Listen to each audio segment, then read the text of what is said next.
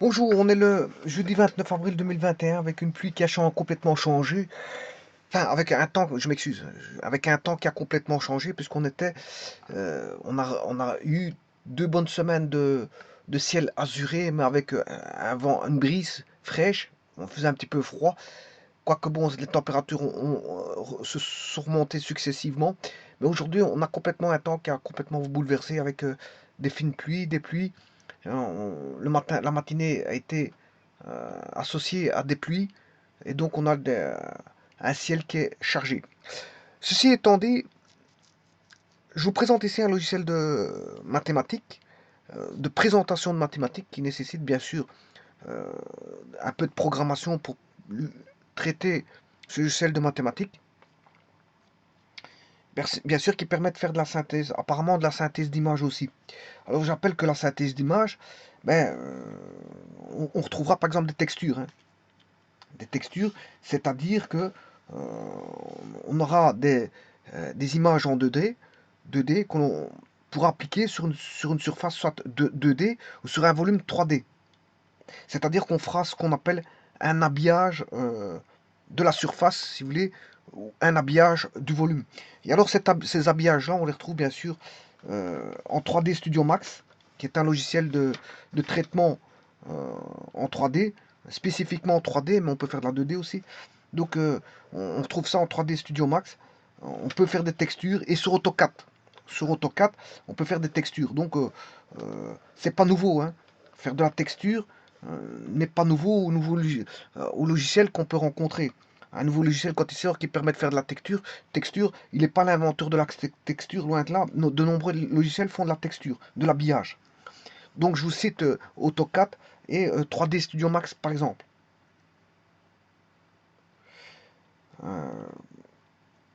Et quand on fait de la texture, le pixel, il est appelé texel. Texel. Quand on fait de la texture, ben voilà, le pixel est appelé un texel. Alors, la synthèse d'image permet donc de faire de la texture, permet aussi de faire du maillage, ce qu'on appelle du mesh. Du mesh. En anglais, c'est mesh, c'est du maillage. Donc, du maillage 3D. Euh, En fait, on a des objets qui sont euh, des sommets, des arêtes et des faces en forme de polygone. Et tout est mis sous forme de fil de fer. Et on peut avoir un objet qui est dessiné, même voire un animal, hein, un animal sous forme tout simplement de, de liens en fil de fer. Des liens en fil de fer. Et on va avoir des faces, bien sûr, qui sont soit des triangles, soit des quadrilatères, soit des polygones convexes, qui sont simples, bien sûr. Euh, et le mesh permettra d'avoir un certain rendu. On pourra simplifier, si vous voulez, le rendu par une technique de maillage par tous des petits traits qui forment un objet, voire un animal, voire une alimentation, voire une feuille d'arbre ou quelque chose. Voilà, ça a trait à, voilà, ça a trait à l'image, donc au traitement de l'image, donc à la synthèse de l'image, donc à du dessin. Ça a trait à du dessin. Donc, c'est de dessiner sous forme de, voilà, de ce qu'on appelle un maillage. Un maillage qui sont des objets spécifiques qui vont permettre le maillage. C'est-à-dire, on aura des sommets et des arêtes et des faces en forme de polygone. Et tout ça sous forme de fil de fer. Donc, on aura tous des petits fils de fer et on peut dessiner ce qu'on veut avec du fil de fer. Donc, on a un certain rendu en fil de fer. Un rendu en fil de fer. Donc on peut faire de la texture ou du maillage qu'on appelle mesh en anglais. Voilà, ça fait partie intégrante de, euh, voilà, des fonctions que permettent comment est-ce qu'on appelle ça, le traitement d'image. Et comme la synthèse est un traitement d'image numérique, donc assisté par ordinateur, donc fatalement, dans la synthèse d'image, on va retrouver des fonctions qui permettent le traitement de l'image. Donc la synthèse d'image permet de faire de la texture et du maillage. Du maillage. Alors, Manim, donc je vous disais que c'est un logiciel de présentation mathématique qui nécessite donc de pouvoir faire des animations d'ordre scientifique, voire mathématique. Euh, et bien sûr, ça demande euh, de la programmation, hein, de savoir programmé. Programmé. Donc, qui dit traitement d'image dit généralement synthèse d'image et donc infographie. Donc, les infographistes seront les premières personnes à pouvoir utiliser, enfin, à vouloir utiliser ce logiciel. Les infographistes voudront, par exemple, faire voilà, certains rendus d'images, par exemple, avec Manim.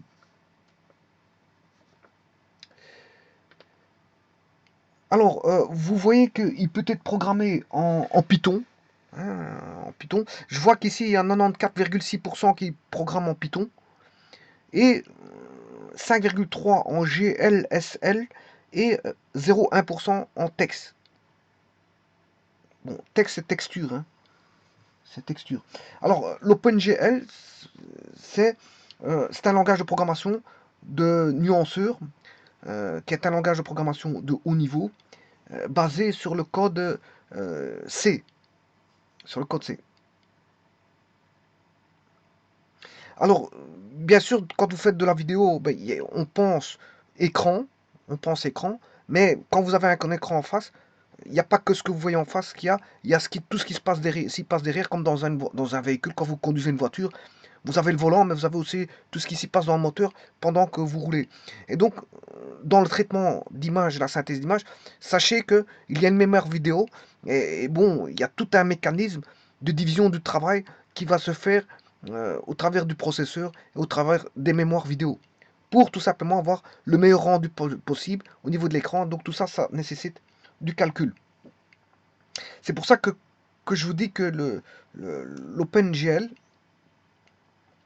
donc c'est un langage de programmation on va dire, de nuanceur.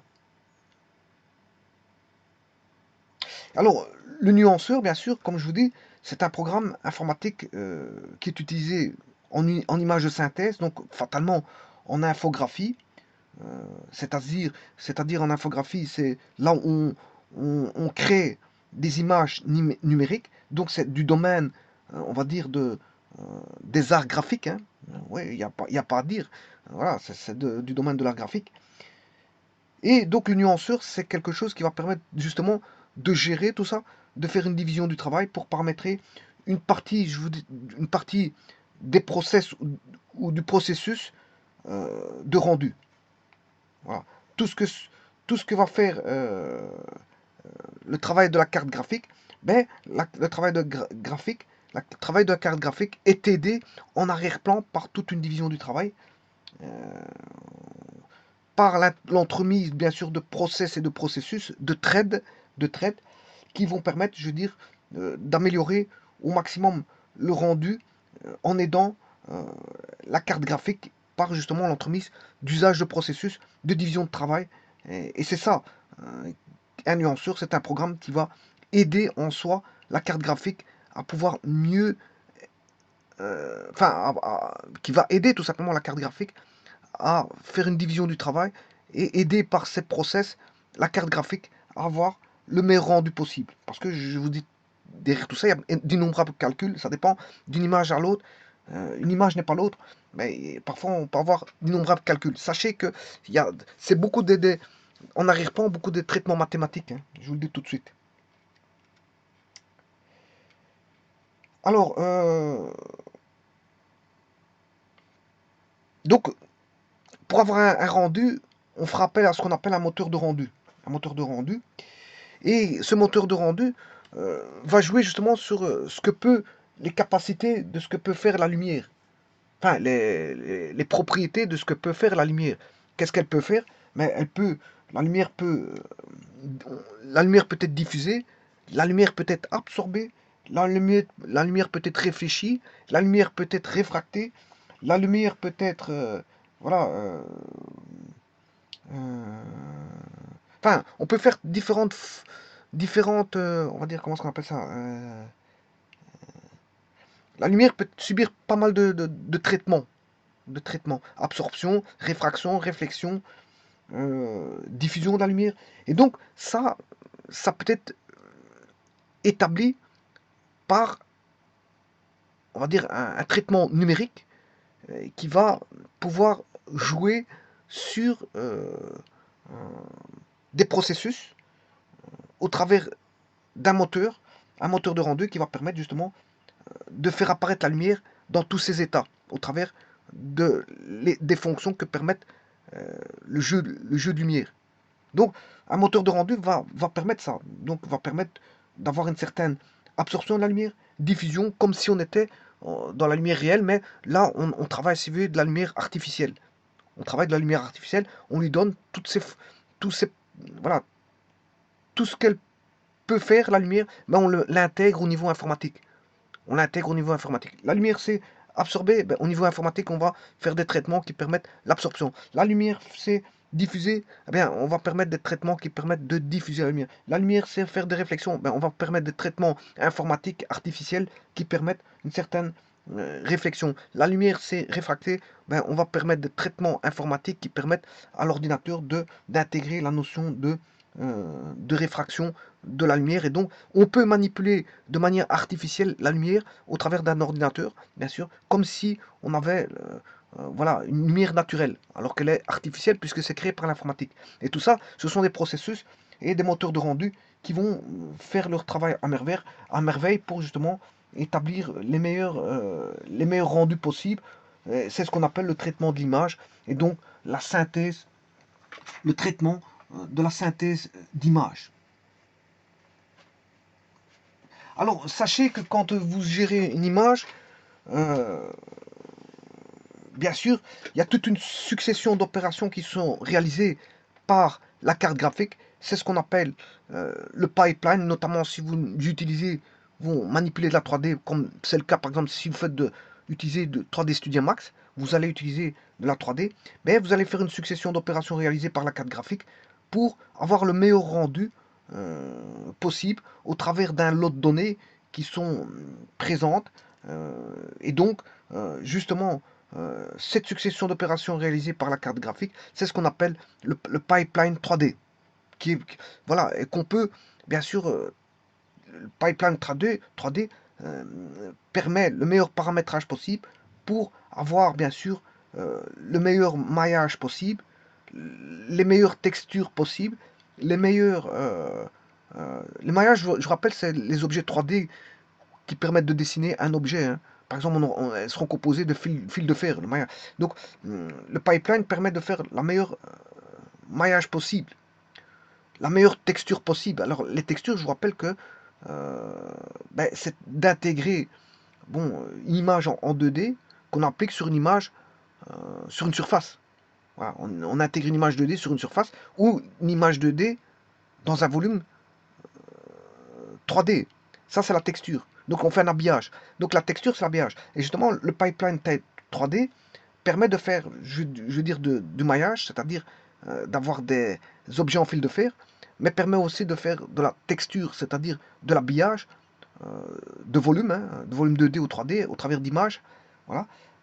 Eh bien, euh, le pipeline permet de faire ça au mieux, permet de faire la meilleure texture possible, le meilleur maillage possible. Comment? Bien, par la division du travail que je vous ai dit, par des processus qui vont se faire bien sûr, non pas mécaniques, mais des processus intégrés euh, voilà, au sein même d'un nuanceur, d'un programme qu'on appelle un nuanceur. C'est intégré en son sein et bien sûr présentera les données à l'écran avec le meilleur rendu possible, mais en passant bien sûr par ce qu'on appelle des buffers, bien sûr parce qu'on passe de toute façon par une mémoire écran, donc on va passer par des mémoires tampons, des mémoires vidéo, voilà, avec toute une gestion voilà, d'un mécanisme qui est un pipeline 3D qui est bien sûr un mécanisme bien défini, hein. Ce pipeline 3D est bien défini. Si vous étudiez le pipelining 3D, ben, voilà, c'est une certaine. Voilà, pour donner le meilleur rendu possible, il y a tout un ensemble de gestion de processus qui vont chacun contribuer à faire en sorte on aura le meilleur maillage, la meilleure texture, la meilleure bufferisation. Voilà, c'est tout ça. C'est tout ça. Et donc, l'OpenGL permet, si vous voulez, d'aller paramétrer au mieux ce pipelining 3D. Au mieux. Alors, je rappelle aussi qu'en synthèse d'image, on peut faire ce qu'on appelle de la rasterisation. ou ce qu'on appelle la matricialisation, c'est simplement une conversion de l'image vectorielle en image matricielle, hein. Alors je vous rappelle que les images matricielles sont des matrices en bitmap. Hein. Voilà. Les images matricielles sont voilà, des cartes de points. Des cartes de points. Ce sont des tableaux de points qui sont colorisés. Je ne sais pas comment ce qu'on dit, colorés ou colorisés. Voilà. Donc chaque point possède une couleur, si vous voulez. Et donc on a un ensemble de points. Et ça, ce sont les images matricielles. Par contre, les images vectorielles, c'est pas le même, hein. Une image en mode vectoriel, c'est une image, bien sûr, qui est numérique, qui est en mode, si vous voulez, trait. En mode trait. En mode trait. Et alors, le mode trait, c'est soit un segment, soit un arc de polygone, soit une courbe de Bézier, comme on étudie en 3D Studio Max. En 3D Studio Max, vous avez les courbes de Bézier.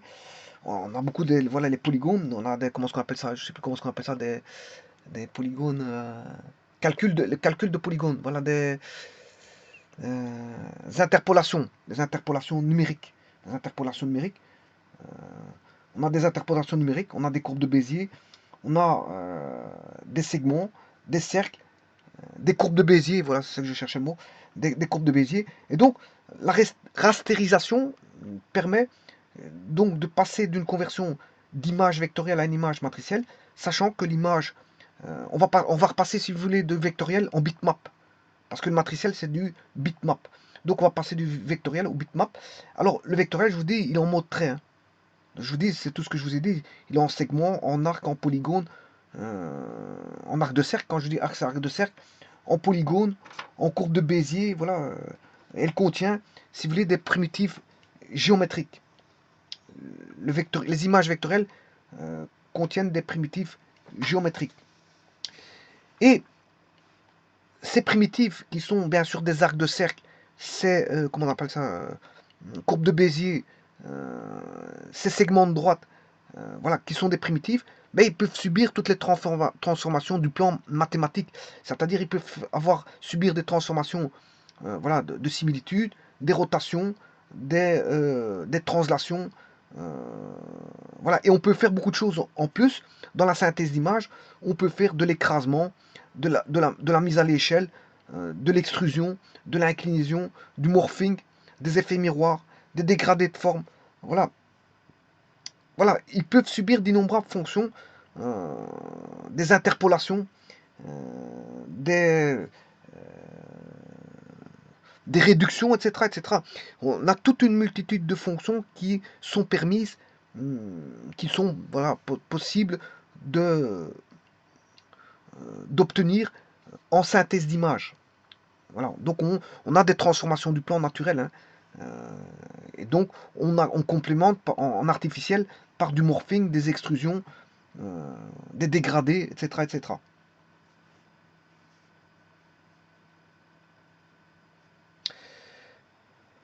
Donc vous voyez que... Et donc l'OpenGL permet justement, c'est un langage de programmation, de nuanceur de haut niveau, qui permet, bien sûr, avec une syntaxe basée sur le langage C, et qui permet un contrôle avancé, justement, du pipelining 3D de la carte graphique. On peut paramétrer, voilà, le pipelining graphique de la carte 3D pour avoir les meilleurs rendus possibles au niveau, au niveau de tout ce qu'on veut. Tout ce qu'on veut. Donc, le but de la manœuvre, c'est d'avoir le meilleur rendu possible. Parce que bon, quand vous faites... on essaie euh, d'avoir le meilleur rendu possible, hein. Quand vous faites voilà, de traitement d'image en image de synthèse ou en infographie, mais le but c'est d'avoir quelque chose avec le meilleur rendu. Vous n'allez pas présenter ça avec un rendu qui est mauvais. On essaie d'optimiser au maximum le rendu et les images pour avoir la meilleure image possible avec le meilleur rendu possible. Donc tout ça nécessite, si vous voulez, un travail lourd en arrière-plan de, voilà, de traiter l'image graphique. L'image graphique, qu'elle soit peu importe vectorielle ou à bitmap, on s'en fout.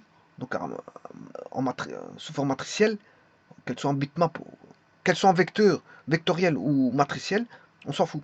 Le but de la manœuvre, c'est que voilà, celui qui a été formé pour en infographie, voilà, d'avoir les rendus les plus agréables possibles en sortie d'écran vidéo, d'écran, en sortie d'écran.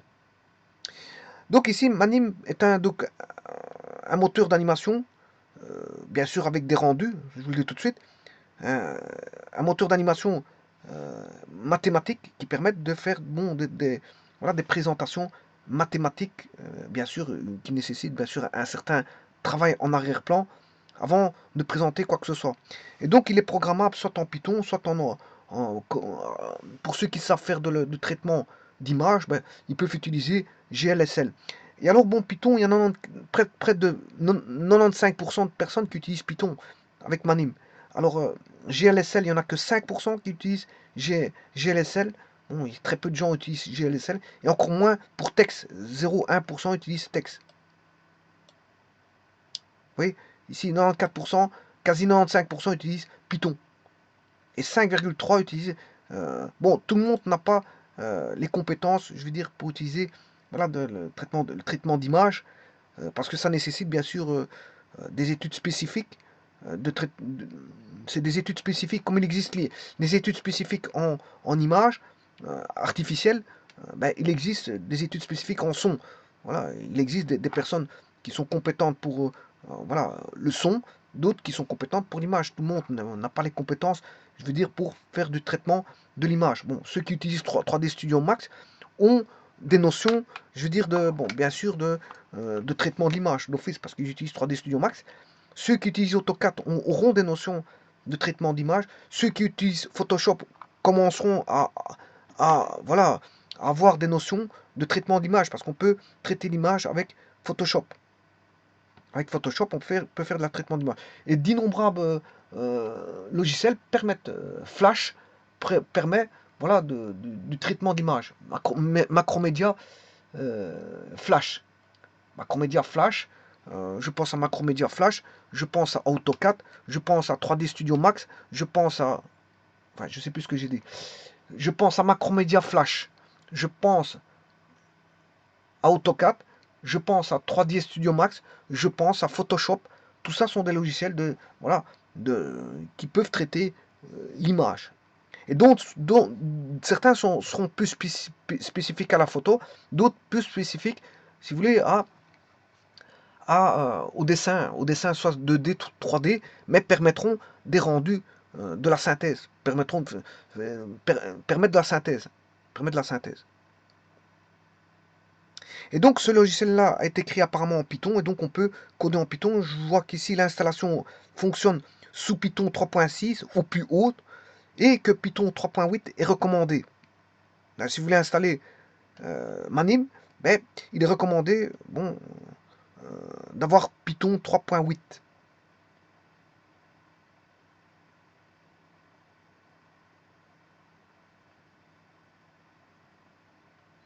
Alors, Manim, je suppose que, bon, comme on peut traiter voilà, en GLSL, je suppose que Manim est aussi un logiciel qui permettra de faire de la synthèse, s'il permet de faire voilà, des présentations, permet de faire de la présentation, c'est la présentation d'images.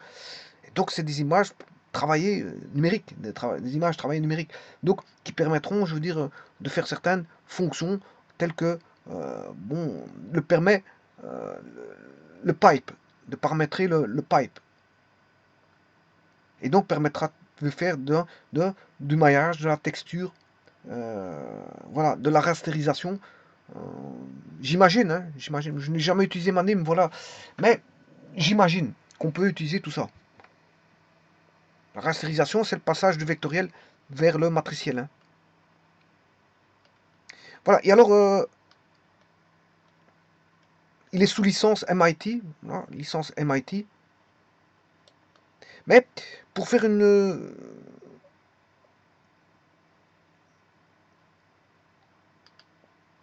si vous voulez faire une petite vidéo de présentation, voilà, il faut peut-être savoir programmer en Python, en GLSL ou voilà, en texte. Bon, mais maintenant, Euh,